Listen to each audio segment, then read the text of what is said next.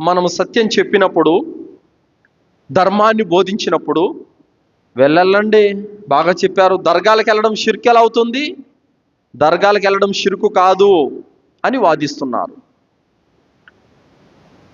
దర్గాలకు వెళ్ళడం షిర్కు కాకపోతే మరి హిందూ సోదరులు దర్గాలకు వచ్చి పూలమాలలు ఎందుకు వేస్తున్నారు, టెంకాయలు ఎందుకు కొడుతున్నారు, అక్కడ దీపాలు ఎందుకు వెలిగిస్తున్నారు, అగరబత్తులు ఎందుకు తిప్పుతున్నారు, ప్రదక్షిణలు ఎందుకు తిరుగుతున్నారో తెలుసా? వాళ్ళు తమ బహుదైవాల దగ్గర చేసే ఆరాధనలే దర్గాలో కూడా జరుగుతాయి కాబట్టి అందుకు వాళ్ళు ఇష్టపడి వస్తున్నారు. మరి ఏ హిందూ కూడా మసీదుకు పూలమాల తీసుకురాడే, ఏ హిందూ కూడా మసీదుకి టెంకాయ తీసుకురాడే, ఏ హిందూ కూడా మసీదుకు వచ్చి అధర్మ కార్యాలు చేయడే. ఎందుకు చేయడు తెలుసా? మసీదులలో తౌహీదు ఉంటుంది, ఏక దైవారాధన ఉంటుంది. షిర్కును ఏ మసీదు కూడా యాక్సెప్ట్ చేయదు. షిర్కు చేయడానికి మసీదులో ఆస్కారం లేదు. దర్గాలో షిర్కు జరుగుతోంది, షిర్కు చేయడానికి ఆస్కారం ఉంది, అక్కడ జరిగేదే షిర్కు.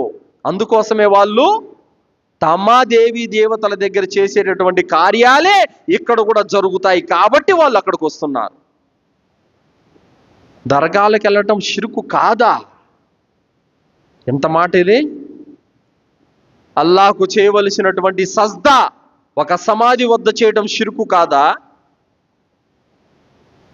ఒక్క కాబతుల్లా దగ్గర మాత్రమే నీకు తవాఫ్ తిరగడానికి అనుమతి ఉంది, ఇంకెక్కడ నీకు తవాఫ్ చేయడానికి అనుమతి లేదు.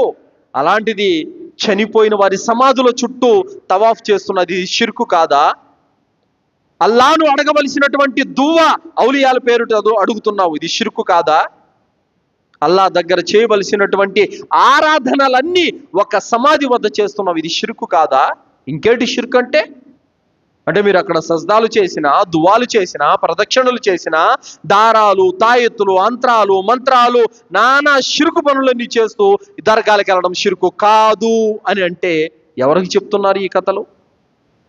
కావున సోదరులారా, దర్గాల దగ్గర జరిగేది ముమ్మాటికి షిర్కే. అక్కడికి వెళ్ళి